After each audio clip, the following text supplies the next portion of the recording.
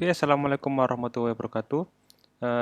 Video kali ini kita akan belajar tentang peluang suatu kejadian subbab 1.4. Oke, materi ini seharusnya sudah pernah dipelajari ya di SMA. Oke, kita langsung saja. Di sini nanti kita akan mempelajari suatu percobaan ya dan suatu pola. Nah, di sini misalkan sebuah kemungkinan terjadi suatu kejadian sebagai hasil percobaan statistika seperti itu dinilai dengan menggunakan sekumpulan bilangan real yang disebut bobot. Jadi nanti ada sebuah bobot atau peluang, nama lainnya peluang atau bobot, itu dari 0 sampai 1. Nah, itu ya, itu kan sudah pasti tahu.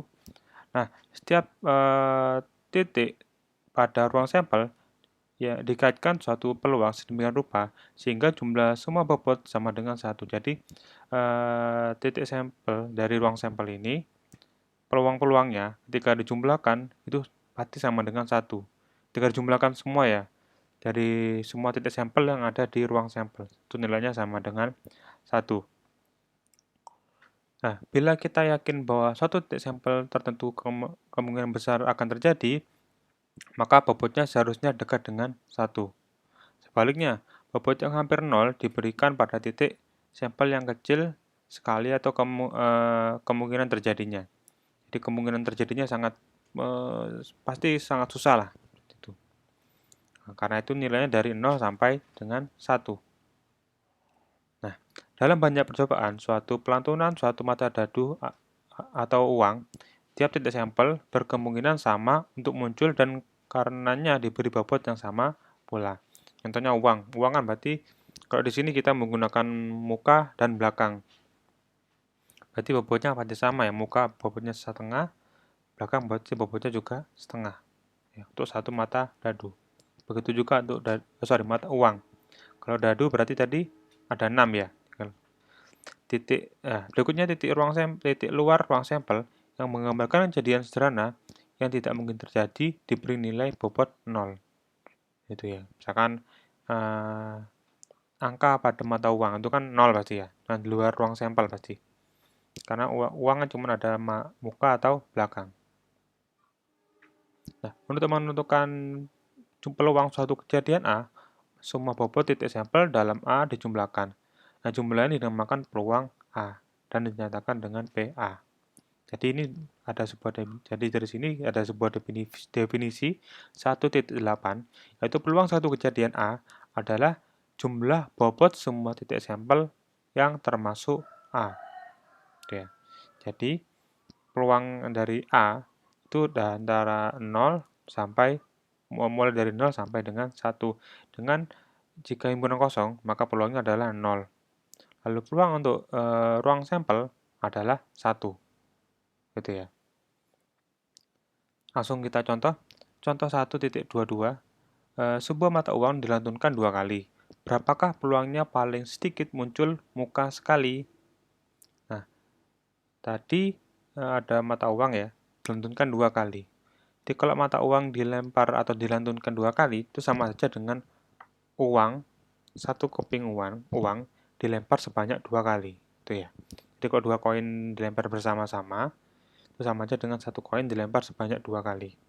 Berarti kemungkinannya adalah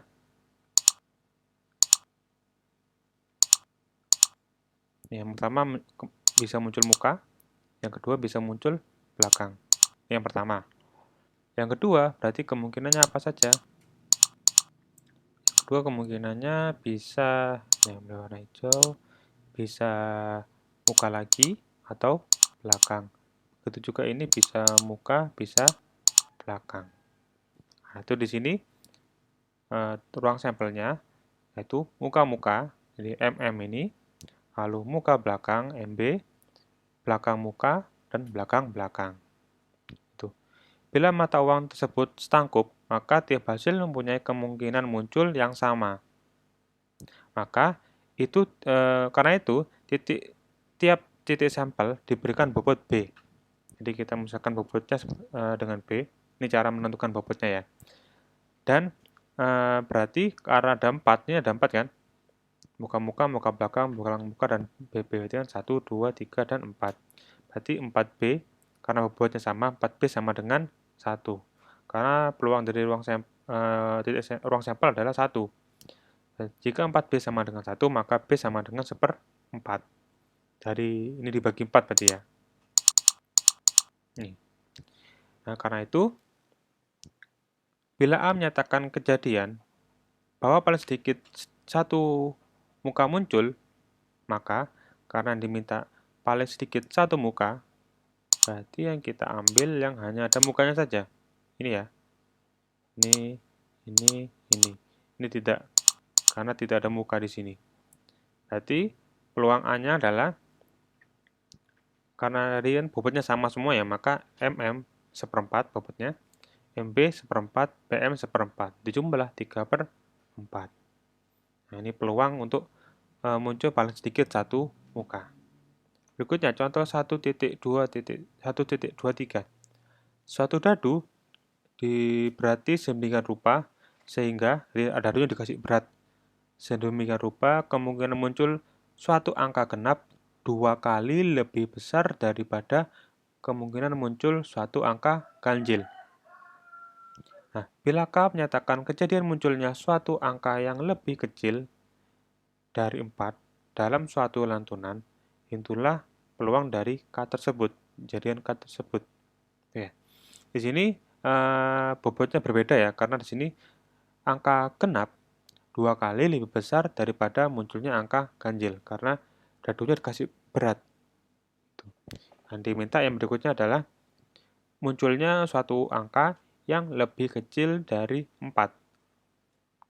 Nah, di dadu, maka ruang sampelnya adalah, T-nya adalah 1 sampai 6, 1, 2, 3, 4, 5, 6.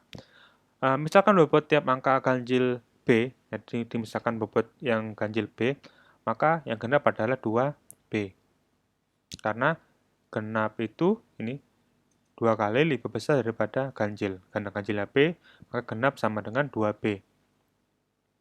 Nah, ingat, karena bobot dari ruang sampel jumlahnya adalah 1, nih bobot dari ruang sampel jumlahnya berarti 1, maka karena dadu itu kan terdiri dari genap, ya dadu itu kan ada genap dan ada ganjil.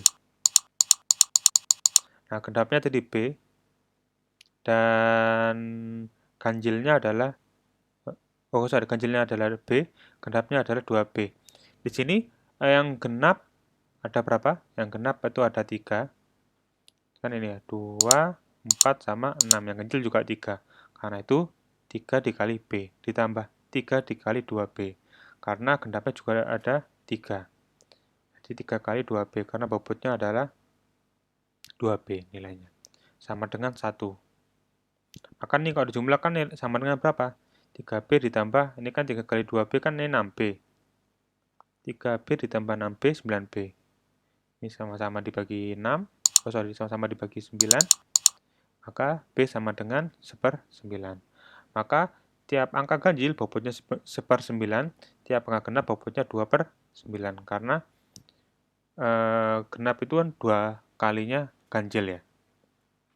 Di situ yang diminta peluang kejadian K yaitu kurang dari 4, berarti 1, 2, dan 3. Berarti 1 ganjil nilainya adalah bobotnya adalah 1/9, 2 genap bobotnya 2/9, 3 ganjil bobotnya 1/9, dijumlahkan 4/9. Itu ya. Berikutnya contoh 1.24. Pada contoh 1.23, ini berarti ada kaitannya dengan contoh 123. Berarti kita menggunakan bobot yang sebelumnya. Nah, misalkan A kejadian bahwa angka genap yang muncul dan B kejadian bahwa angka yang habis dibagi 3 yang muncul. Carilah peluang A gabungan B dan A irisan B. Nah, A itu jadi kejadian bahwa genap yang muncul, berarti A-nya adalah 2, 4, sama 6. B-nya angka ganjil yang habis dibagi, B adalah angka yang habis dibagi 3. Yang hanya habis dibagi 3 adalah 3 dan 6. Ya. Maka yang pertama gabungannya, kalau gabungan berarti kan tinggal kita masukkan semua ya. Ada 2, 4, 6, dan 3. 6 karena sama ditulis sekali, cukup. Irisan berarti kita ambil yang sama, di sini adalah angka 6. 6 ini ya. Dengan mengaitkan peluang 1/9, maka ada setiap angka ganjil dan 2/9 pada angka genap, maka kita peroleh yang gabungan tadi berapa tadi? 2, 3, 4, 6. Ya, berarti sini 2, 3, 4, 6. Ya, A gabungan B. 2 karena genap 2/9, 3 ganjil 1/9, 4 genap 2/9, 6 genap 2/9, jumlah 7/9. Yang ganjil berarti tadi 6 cuman ya. Yang A irisan B itu 6. Itu 2/9. Itu ya. Berikutnya, bila ruang sampel suatu kejadian berisi N unsur dan masing-masing dapat terjadi dengan peluang yang sama. Jadi, ruang sampel suatu percobaan ada N unsur, peluangnya sama, maka tiap titik mendapat peluang seper N. Itu ya. Nah, peluang setiap kejadian N, jadi ruang sampel ini berarti ya, yang berisi N kecil, jadi N kecil ini adalah peluang setiap kejadian N besar. Dari N ya, berisi N dari ke N. Titik sampel adalah nisbah dari kejadian unsur di A dengan unsur di T. Itu ya. Jadi di sini kita mengaitkan antara kejadian di A dan unsur di A dengan unsur kejadian pada ruang sampel. Itu. Nah, dari pernyataan ini ada muncul akibat teorema 1.9 di sini. Bila suatu percobaan menghasilkan N besar macam hasil yang berkemungkinan sama, N besar tuh nih ruang sampel suatu kejadian yang berisi N unsur, itu ya, N besar. Dan bila tepat sebanyak N dari hasil berkaitan dengan kejadian A, jadi N ini itu berisi kejadian ya dari A ini. Nih, tapi dia nih setiap A yang berisi N. Di N-nya ini dari berada di N besar ini, N kecil itu ya. Maka peluang kejadian A adalah berarti N kecil per N besar. Oke. Agar lebih mudah memahami, langsung dicontoh aja. Contoh 1.25. Sekantung permen berisi 6 rasa jeruk, 4 rasa kopi, dan 3 rasa coklat. Bila seorang mengambil suatu permen secara acak, maka carilah peluang mendapat A. Suatu rasa jeruk, yang B. Satu rasa kopi atau coklat. Nah itu ya. Jadi di sini jeruknya dimisahkan dengan C, kopi dengan K, coklat dengan C. Nyatakan kejadian bahwa yang terpilih adalah masing-masing rasa jeruk, kopi, atau coklat. Jumlah permennya ada 13. Dari mana ini ya? Jumlah ya, 6 tambah 4 tambah 3. Semuanya terpilih dengan kemungkinan yang sama. Yang pertama, karena 6 dari 13 permen dengan rasa jeruk, maka peluang kejadian C, ya, maka satu rasa jeruk terpilih secara acak adalah 6/13. Itu ya. Karena jeruknya itu kan 6. Total semua permen adalah 13. Jadi 6/13. Ini maksudnya. Ini 6 ini N kecil dan 13 adalah N besar. Itu ya. Jadi ini dari situ. Berikutnya, ini satu rasa kopi atau coklat. Nah, karena 7 dari 13 permen dengan rasa kopi atau coklat, maka rasa kopi atau coklatnya peluangnya adalah 7/13. Itu ya.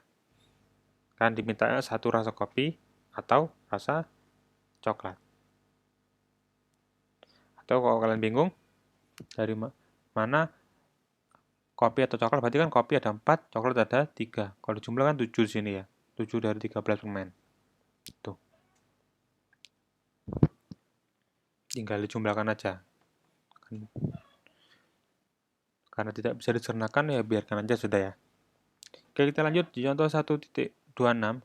Dalam setangan pemain poker terdapat 5 kartu. Hitunglah peluang mendapat 2 as dan 3 jack. Nah, banyak cara mendapatkan 2 dari 4 as adalah jika kita menggunakan kombi kombinasi ya. 4 kombinasi 2, berarti 4 faktorial per 2 faktorial kali 2 faktorial, sama dengan 6. Nih, bisa kalian hitung coba sendiri ya. Bisa itu. Berikutnya, cara mendapatkan 3 dari 4 cek adalah 4 kombinasi 3. 4 faktorial per 3 faktorial dikali 1 faktorial, yaitu 4. Itu ya. Di sini, mana sudah? Nah, ini. Karena 2 as dan 3 cek. Ya. As itu kan ada 4. Cek juga ada 4. Dari 52 kartu. Itu ya. Oke, lanjut. Menurut teorema 1.1, terdapat N sama dengan 6 dikali 4. Ya, teorema 1.1. Bisa kalian buka di sini. Kita buka bersama-sama. Untuk mereview.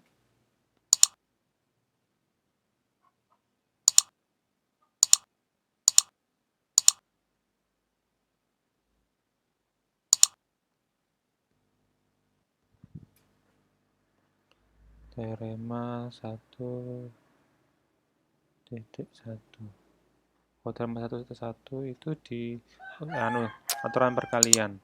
Aturan perkalian 1.3. Ini ya, teorema 1 tentang aturan perkalian. Bila satu operasi dilakukan dengan N1 cara, bila setiap cara ini operasi kedua dikerjakan dengan N2 cara, maka kedua operasi tersebut bersama-sama dengan N1 dikali N2 cara. Itu ya. Sini, maka untuk N-nya, N kecil adalah 6 dikali 4 dari sini ya. Dengan 2 kartu as dan 3 kartu cek yang terjadi. Nah, banyaknya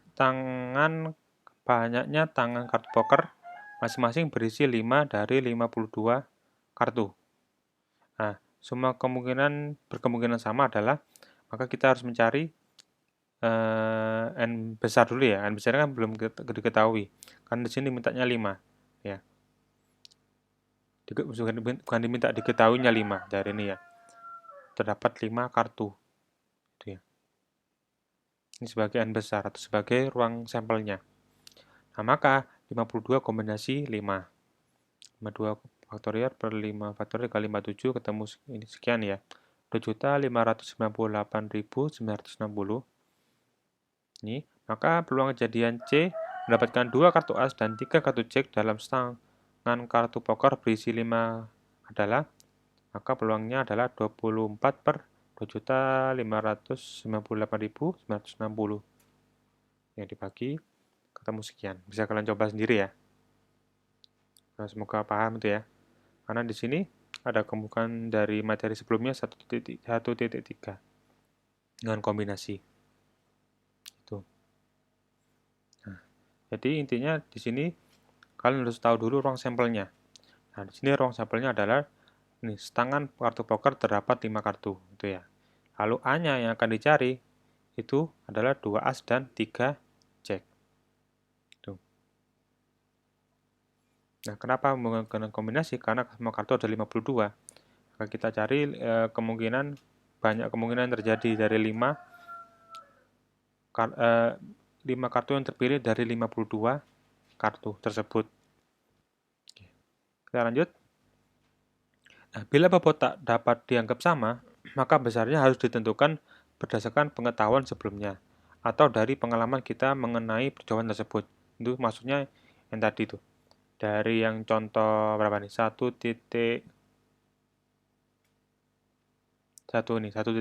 ya. Ini kita menggunakan bobot dari 1.23. Maksudnya itu. Nah, sebagai contoh, bila suatu mata uang tidak setangkup, maka kedua bobot dapat ditaksir dengan melantunkan beberapa ratus atau ribu kali dan mencatat hasilnya. Ya, kalau uangnya tidak setangkup. Nah, maka bobot yang sesungguhnya adalah masing-masing nisbah sering muncul muka dan belakang dengan banyaknya kali lantunan bila lantunan dikerjakan sangat banyak sekali itu. Nah, cara menentukan bobot seperti ini dikenal dengan definisi peluang berdasarkan frekuensi, yaitu frekuensi nisbi. Nih. Jadi maksud setangkup adalah dia tidak seimbang, seperti itu.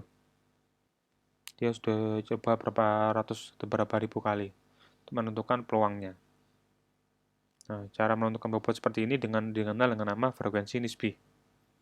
Nah, untuk menentukan secara numerik dengan memuaskan peluang seorang menang main tenis, maka perlu diperhatikan prestasi orang tersebut dan lawannya dalam main tenis sebelumnya. Nah, itu salah satu contoh frekuensi nisbi. Begitupun untuk menentukan peluang seekor kuda pacuan akan menang, perlu ditentukan bobotnya yang didasarkan dari prestasi masa lalu kuda tersebut dan lawan-lawannya yang ikut pacuan, dan juga para joki yang menunggangnya. Nah, intuisi tentunya kita juga ikut menentukan besarnya taruhan dalam pacuan itu. Nah, penggunaan intuisi, keyakinan perseorangan, dan keterangan tak langsung lainnya yang ikut menentukan besarnya peluang dinamakan sebagai didefinisikan peluang sebagai subjektif. Itu ya. Peluang yang subjektif itu berdasarkan keyakinan seseorang, berdasarkan pengalaman yang masa lalu. Nah, cara menentukannya dinamakan frekuensi nisbi ini ya. Dari hampiran semua terapan peluang di buku ini digunakan pengertian frekuensi nisbi. Nah, dasarnya ialah percobaan statistika dan bukan subjektif. Nah, ini jadi di sini kita tidak bisa mengacu pada peluang subjektif, yaitu intuisi seseorang, gitu ya, atau perakiraan seseorang. Jadi harus ada perhitungannya sendiri. Nah, lebih tepat lagi, limit dari frekuensi nisbi. Akibatnya, banyak terapan peluang dalam sains dan rekayasa harus didasarkan pada percobaan yang dapat diulangi. Nah, pengertian peluang yang tidak begitu objektif ditemui dalam penentuan peluang berdasarkan keterangan sebelumnya dan opini. Sebagai contoh, besar kemungkinan bahwa PSMS akan mengalahkan Persib dalam final nanti. Bila opini dan keterangan sebelumnya berbeda dari orang ke orang, maka peluang subjektif merupakan alat yang berlaku. Nah, itu ya, ini salah contoh-contohnya. Yang termasuk dari peluang subjektif. Ini berdasarkan opini dari orang berbeda.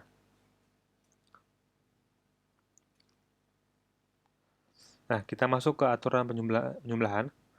Nah, di sini aturan penyembelahan di teorema 1/10. Nah, bila A dan B dua kejadian sembarang, maka peluang A gabungan B itu sama dengan peluang A ditambah peluang B dikurangi peluang A di irisan B. Ya. Ini buktinya pada diagram Venn 1.7. Nah, peluang A gabungan B. Nah, ini tugas kalian. Buktikan secara matematis ini bukti teorema 1.10. Ya, itu tugas kalian, buktikan.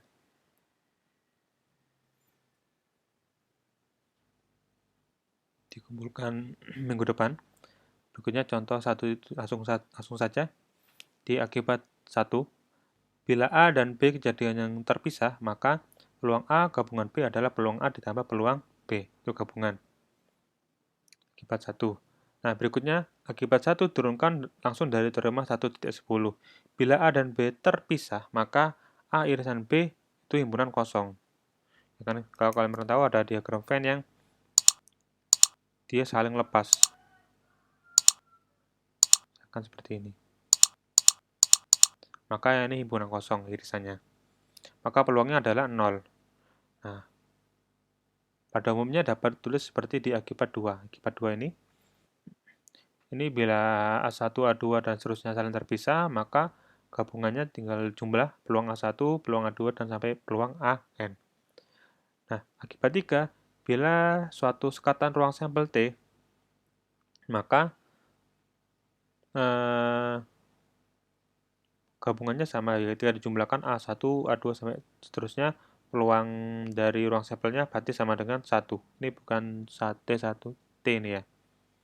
Ya, kan sudah tahu dari sebelumnya, dari teoremanya, jika peluang setiap anggota ruang sampel atau titik sampel dijumlahkan, maka totalnya sama dengan 1. Ya, semuanya dari yang berada di ruang sampel tersebut. Nah, lanjut di teorema 1.11, itu jika ada peluang A gabungan B gabungan C, maka untuk tiga kejadian A, B, dan C ya, maka peluang A tambah peluang B tambah peluang C dikurangi peluang A, B, dikurangi peluang AC, dikurangi peluang BC, dikurangi tambah peluang A ke irisan B, irisan C. Ya.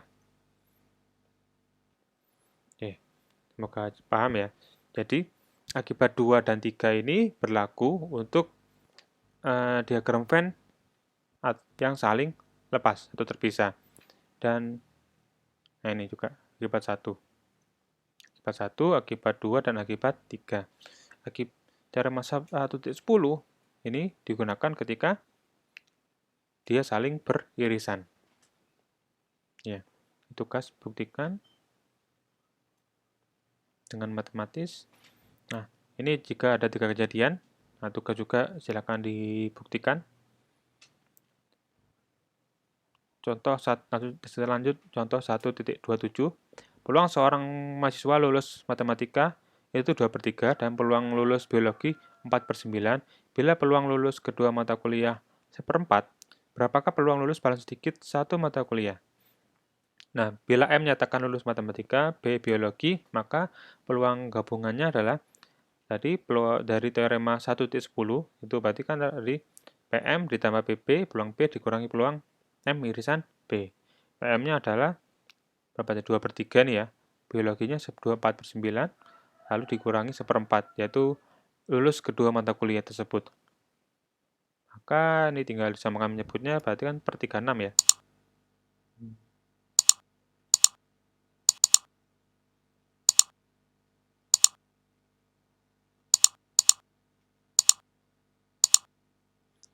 Tiga enam, berarti ini dikali ke 12 ya, 24 berarti ya. 24 ini dikali 12 ini dikali 4 berarti ya, kali 4 berarti 16 dikurangi 9, ini dikali 9, hasilnya 31. Oke, lanjut contoh 1.28.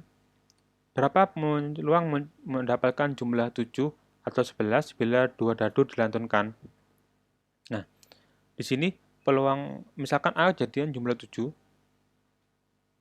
jumlah 7 muncul, dan B jumlah 11 yang muncul ya. Nah, jumlah 7 dapat muncul dalam 6 dari 36 titik sampel, dan jumlah 11 dalam 2 titik sampel. Nah, kita coba ya. Ini kan 2 dadu. Berarti yang muncul 7, kita daftar. Di sini muncul 7. Yang pertama 1 ditambah 6 ya. Berikutnya berapa lagi? 6 ditambah 1 ya, berarti. Atau gini aja deh, dibuat urut enak. 1, 6. 1 ada lagi ya, berarti 2. 2 ditambah berapa? 2 ditambah 4 berarti ya. Oh, 2 tambah 5. Lalu berikutnya 3 tambah 4. 4 tambah 3. Berikutnya 5 tambah 2. 6 tambah 1. Ini ya. Dadu 1 sama dadu 6. Angka 1 sama 6. Berarti ada 6 di sini. Berikutnya yang muncul 11. Muncul 11 di sini. Berarti apa? 1 itu tidak ada 1 ya. Karena 1 tambah 6 cuman. 2 tambah 6 8. Tidak ada. 3 tambah 6 9 paling besar. Berikutnya 4. 4 tambah 6 sudah 10 paling besar. 5. Ya, 5 tambah 6, dan 6 tambah 5. Ada 2 nih ya. Nah, itu. Nah, itu di sini peluang A adalah 6 dari 36. Karena ada 36 kemungkinan ya. Di 1/6. Peluang B-nya 2 dari 36. Disederhanakan 1/18 nih, disederhanakan 1/6. Nah, kejadian A dan B saling terpisah karena jumlah dan 11 tidak dapat terjadi pada lanjutan yang sama. Jadi di sini ya, kalau kalian lihat di sini kemungkinannya, di sini tidak ada yang sama ya, muncul 7 sama 11. Ini karena tidak ada yang sama angka yang dijumlahkan dari muncul 7 dan 11. Maka mereka saling terpisah, tidak ada yang beririsan. Maka kita bisa menggunakan akibat yang satu. Di sini berarti peluang A ditambah peluang B 1/6 tambah 1/18 atau sama dengan 2/9 ya. Itu bisa kalian langsung pakai ini ya. 6/36, misalkan kalau nggak tidak usah disederhanakan. 6/36 ditambah 2/36. Ini bisa. Nah, hasil ini juga dapat diperoleh dengan mencacahkan banyaknya titik dalam kejadian A gabungan B, yaitu 8. Jadi, 8/36. 8 ini kan dari, ini ya, ini munculnya ada 6. Di sini kan ada 6. Ini ada 6, di sini ada 2. Berarti N kecilnya itu ada 8 berarti ya kalau dijumlah ini kan. 8. 8 dari 36. 2/9. Oke, lanjut. Sini, teorema 10 dan ketiganya, pada akibatnya diharapkan dapat memberi pemahaman lebih mendalam tentang peluang dan tafsirannya. Akibat 1 dan 2 memberikan hasil sesuai intuisi tentang peluang terjadinya paling sedikit 1 dari sejumlah kejadian, yang tidak lebih dari 2 daripadanya dapat terjadi secara serentak. Itu ya. Jadi, akibat 1 dan 2 itu kita kan harus ada intuisi ya untuk peluangnya, untuk mengetahui apakah dia ada irisan atau tidak. Nah, peluang terjadi paling sedikit 1 daripadanya ialah jumlah peluang terjadinya masing-masing kejadian. Nah, akibat 3 hanya menegaskan bahwa nilai tertinggi peluang 1 dicapai oleh seluruh ruang sampel. Gitu ya. Jadi akibat 3 ini hanya untuk membuktikan bahwa ketika titik sampel itu ketika dijumlahkan semua dari ruang sampel nilainya ada sama dengan 1. Di itu ya, teorema 10 dan akibat 1/2 kita harus tahu dulu apakah dia saling beririsan atau saling lepas. Tuh. Contoh 1.29. Bila peluang seorang yang membeli mobil akan memilih warna hijau, putih, merah, atau biru masing-masing 0,09, 0,15, 0,21, dan 0,23. Berapakah peluang seorang pembeli tertentu akan membeli mobil baru berwarna seperti salah satu dari warna tersebut tadi? Nah, di sini ketika warna tersebut diberi pemisalan yaitu A, B, C, dan D. Kejadian bahwa seorang pembeli masing-masing mobil berwarna hijau, putih, merah, dan biru. Nah, karena keempat kejadian itu saling terpisah, maka peluangnya sebesar.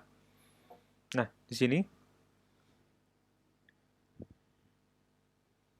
karena A, B, dan D ini adalah apa istilahnya? Peluang seorang membeli mobil. Ya, di sini kan ada 4. Ada 4 kejadian yaitu A, B, C, dan D. Yang A kita anggap bahwa dia membeli warna hijau. Itu ya. Jadi ini yang A hijau, warna hijau. Nah, ini itu yang hijau. B itu untuk yang putih. Tidak kelihatan putih. Putihnya tidak kelihatan. Ini putih. C itu untuk merah. Dan D untuk yang warna biru. Nah, maka peluang yang A adalah yang berwarna hijau 0,09, 0,15, yang untuk yang putih 0,21 ini untuk yang merah dan 0,23 untuk yang biru. Karena di sini saling lepas mereka ya, tidak mungkin saling berkaitan atau beririsan. Karena di sini mintanya cuma milih salah satu, gitu ya, dari ketiga mobil itu. Nah, ini tinggal dijumlahkan, ketemu 0,68.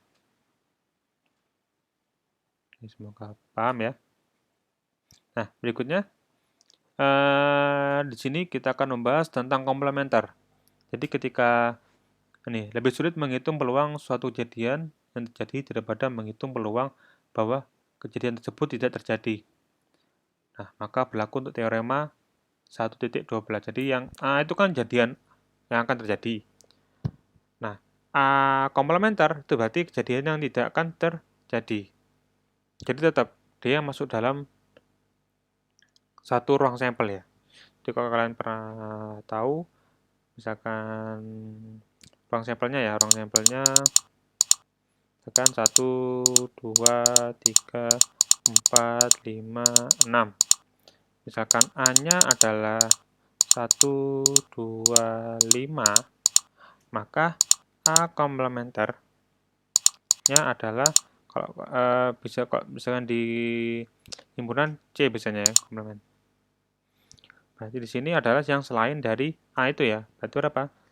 3, 4 sama 6. Ya. Nah, di sini kita simpulkan dengan A aksen sini.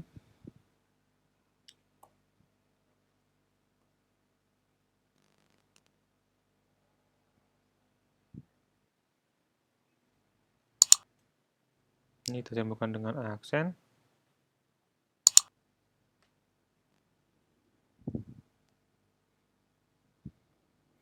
Nah, di sini kenapa aksen di sini yang komplement atau yang tidak berkomplementer atau yang tidak terjadi itu?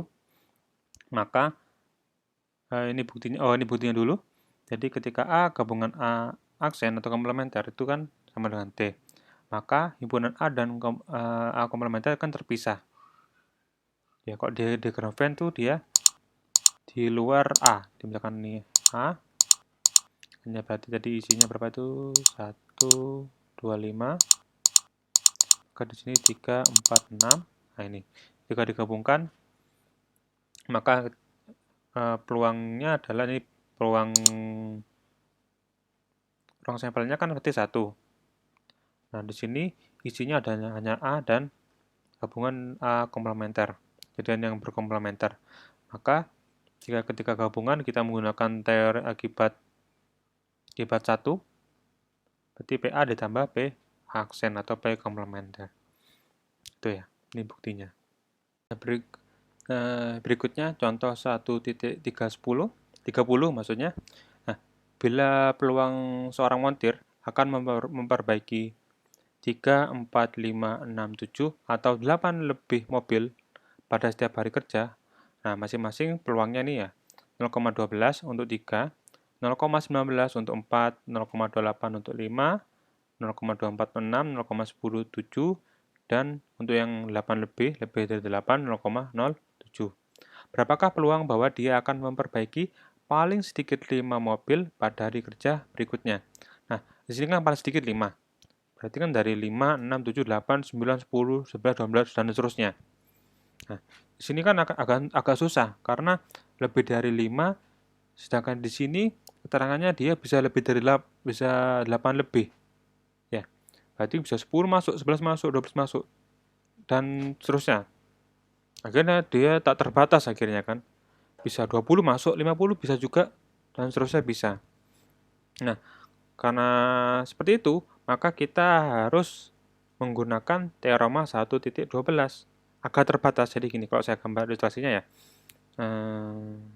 Ini, ya, misalkan ini kan batas. Nah, di sini. Oh, atau gini. Saya kalian buat diagram. Ini 1, 2, 3, 4, 5, 6, 7, 8. Kan dia dari berapa? 3 ya. 1, 2, 3, 4, 5, 6, 7, 8. Nah, ini saya buat kotak seperti ini misalkan. Nah, dia kan mulai dari sini. Tapi dia terus ke sana kan ya. Lebih dari 8. Nah, maka untuk menentukan teorem peluang seperti ini, kita ambil yang bisa dibatasi. Itu ya. Berarti yang bisa kita batasi adalah yang paling sedikit atau kurang dari 5. Kan dimintanya paling sedikit 5. Berarti kan dimulai dari 5. Akan saya warna kuning. Ya, kan mulai dari 5. Mulainya dari 5. Maka yang kita ambil adalah yang kurang dari 5 daerah ini. Karena yang ambil lebih dari 5 dia daerahnya lebih luas. Kita ambil yang daerah yang terbatas ini. Maka karena itu, misalkan E itu menyatakan paling sedikit 5 yang dapat diperbaiki, paling sedikit 5, berarti berapa? Ini ya, berarti karena paling sedikit 5, berarti 0,12 dan 0,19, berarti kan 3 sama 4. Ya, karena paling sedikit 5. Karena 5 sudah masuk di sini ya, masuk, oh sorry, karena paling sedikit 5, berarti kan dari 5 ini ya, 5 itu berapa? 0,28, 0,24, 0,10, dan seterusnya ya. Nah, sekarang untuk mengerjakan tersebut, untuk menentukan peluang itunya, peluang kejadiannya, maka di sini dimisalkan dengan E. E itu adalah peluang paling sedikit 5, yaitu berarti dari mulai 0,28, 0,24, 10, dan seterusnya ya.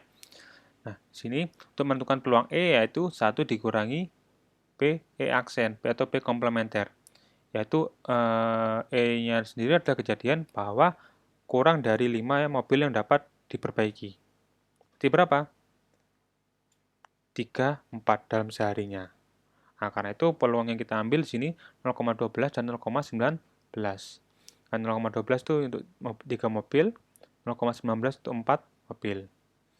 Dijumlah 0,31. Maka peluang E atau peluang kejadian bahwa paling sedikit 5 mobil yang diperbaiki yaitu 1 dikurangi 0,31, yaitu 0,69. Nah, selesai sudah.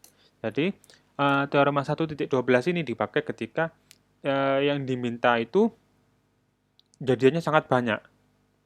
Nah, untuk tadi di contoh di 1.30 ini kan diminta paling sedikit 5. Berarti bisa mulai dari 5, 6, 7, 8, 9, 10, dan seterusnya. 12, masuk 20, dan seterusnya. Kan banyak di situ. Nah, maka kita ambil peluang yang terbatas, yang bisa dibatasi. Nah, di sini peluang yang dibatasi yaitu kurang dari 5. Itu, yang kurang dari 5 berapa? 3 sama 4 saja. Udah berhenti di situ.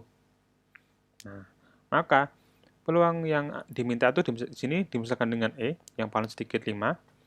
Lalu yang kurang dari 5 dimisalkan dengan E komplementer. E aksen di sini.